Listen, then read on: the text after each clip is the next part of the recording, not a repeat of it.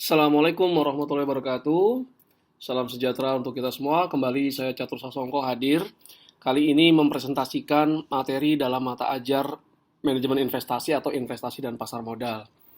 Ini adalah materi dari buku Dasar-Dasar Investasi atau Essential Investment yang dikarang oleh Body, Ken and Marcus yang diterjemahkan oleh penerbit Salemba 4. Materi yang akan saya bahas adalah soal dan pembahasan evaluasi kinerja portofolio yang merupakan bab 18 dari buku Dasar-Dasar Investasi. Dapatkan e-learning manajemen investasi yang berisikan value added material ya, yang Anda bisa dapatkan dengan membeli buku original Penerbit Salemba. Nanti di dalamnya ada aksesnya atau Anda membeli kode aksesnya. Di e-learning ada video pembelajaran terkait dengan konsepnya, kemudian Anda bisa kerjakan sendiri soal-soal kuis dan nanti ada jawaban komprehensif. Kemudian juga persiapan menghadapi ujian tengah semester dan ujian akhir semester. Oke, saya mulai ya. Berikut ini adalah soalnya. Tingkat imbal hasil atau return untuk portofolio A dan B masing-masing adalah 13% dan 15%. Beta portofolio A adalah 0,8, sedangkan beta untuk portofolio B adalah 1,3. Suku bunga bebas resiko atau risk-free rate saat ini adalah 7% dan tingkat imbal hasil pasar atau market return atau RM adalah 14%. Standar deviasi portofolio A sebesar 20%, sedangkan standar deviasi portofolio B adalah 41%. Standar deviasi pasar atau market adalah 30%. Diminta, hitunglah pertama adalah Sharpe ratio, ya.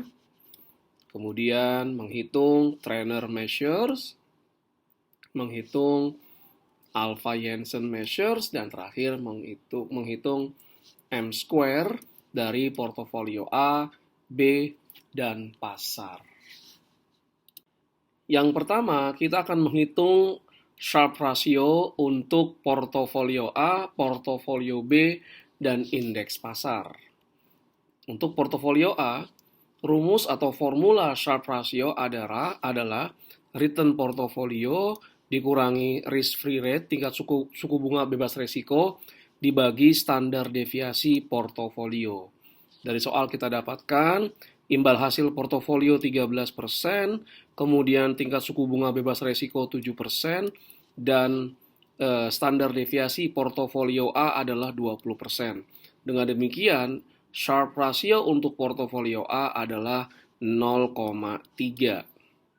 Kemudian untuk portofolio B, return portofolio B adalah 15%, risk-free rate 7%, dan standar deviasi portofolio B adalah 41%. Maka Sharpe ratio untuk portofolio B adalah 0,19. Berikutnya untuk pasar, return marketnya adalah 14%, risk-free 7%, standar deviasi pasar adalah 30%. Maka Sharpe ratio untuk pasar itu adalah 0,23. Nah, kalau kita lihat di sini, Sharpe ratio A 0,3 ya. Jadi Sharpe ratio A itu lebih tinggi daripada Sharpe ratio market atau indeks. Maka bisa dibilang Sharpe ratio A ini outperform ya, atau mengungguli atau lebih baik daripada pasar. Sebaliknya, Sharpe ratio B itu lebih rendah daripada Sharpe ratio pasar. Maka portofolio B itu kinerjanya underperform by market, lebih rendah, lebih buruk daripada pasar. Nah, ya. Oke. Ukuran kinerja berikutnya adalah trainer measures. Sekarang saya akan menghitung trainer measures untuk portofolio A. Formulanya adalah return portofolio kurang risk free dibagi dengan beta portofolio. Beta portofolio ini berarti adalah resiko sistematis dari portofolio. Karena diasumsikan portofolio itu sudah efisien, kemudian resiko non-sistematisnya itu sudah nol, sehingga yang tersisa dari portofolio adalah resiko sistematis, resiko yang terkait dengan pasar. Nah, trainer measure untuk portofolio A itu return portofolio A 13%, risk free 7%, dan beta portofolio A adalah 0,8. Maka trainer untuk portofolio A adalah 0,075. Kemudian untuk B, ya, nah ini return portofolio B 15%, kemudian risk free 7%, beta portofolio B 1,3, maka trainer measure untuk portofolio B adalah 0,061.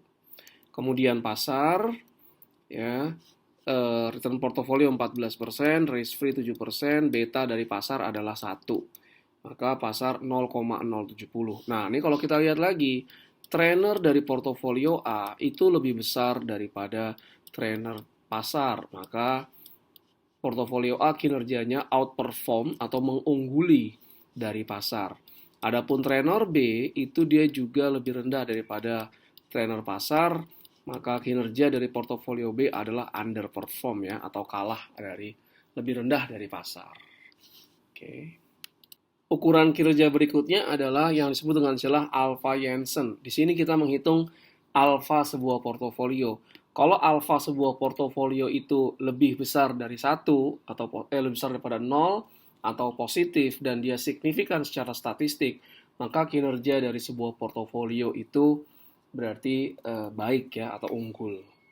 Nah, kita hitung nih untuk portofolio A. Nah, 13% ini adalah return portofolio. 7% ini adalah risk free. 0,8 ini adalah beta dari portofolio A. 14% ini return market. Dan ini adalah risk free. Nah, kalau kita hitung berarti 13% kurang 7%, dikurangi 0,8 kali 14% kurang 7%, maka alpha Jensen portofolio A adalah 0,004, positif ya. Dan kalau ini secara statistik alpha ini signifikan, maka berarti kinerja portofolio A bagus. Kemudian B ini alfanya, nah dia minus nih. Maka kinerjanya memang portofolio B ini menggunakan Sharpe ratio, trainer measures juga memang dia kinerjanya buruk ya. Nah di alfanya dia negatif. Nah kalau pasar sebetulnya nggak perlu dihitung, maka alfanya 0 ya. Oke. Ukuran kinerja berikutnya adalah M-square. Saya hanya menghitung untuk portofolio A dan portofolio B. Nah, formulanya adalah M-square untuk portofolio A adalah standar deviasi pasar, ini market M, dikali SA ini adalah Sharpe ratio dari portofolio A, dikurangi Sharpe ratio dari portofolio M. Jadi kita cari dulu Sharpe ratio untuk portofolio A dan portofolio pasar, untuk indeks pasar, sorry. Nah, kita tahu dari soal, standar deviasi dari pasar adalah 30%, Sharpe ratio portofolio A sudah dihitung sebelumnya 0,3, dan Sharpe ratio untuk indeks pasar 0,23. Maka M-square portofolio A adalah 0,021. Adapun portofolio B itu 30%. Nah, ini portofolio B itu Sharpe rasionya adalah 0,19, adapun yang pasar 0,23. Maka M-square dari portofolio B itu adalah minus, menandakan kinerja yang buruk. Kenapa saya tidak cari pasar? Kalau pasar berarti, kalau Anda lihat, 30% kali Sharpe ratio market kurang Sharpe ratio market 0. Maka M-square-nya untuk pasar adalah 0. Oke, kalau ini positif, kinerjanya unggul, ini negatif, kinerjanya buruk. Dengan demikian berakhir sudah pembahasan saya terkait soal dan pembahasan kinerja portofolio yang merupakan materi dari bab 18 dari buku Dasar-Dasar Investasi karangan Bodi, Ken, dan Markus. Terima kasih atas segala perhatiannya. Mohon maaf jika ada berbagai kekurangan. Assalamualaikum warahmatullahi wabarakatuh. Salam sejahtera untuk kita semua.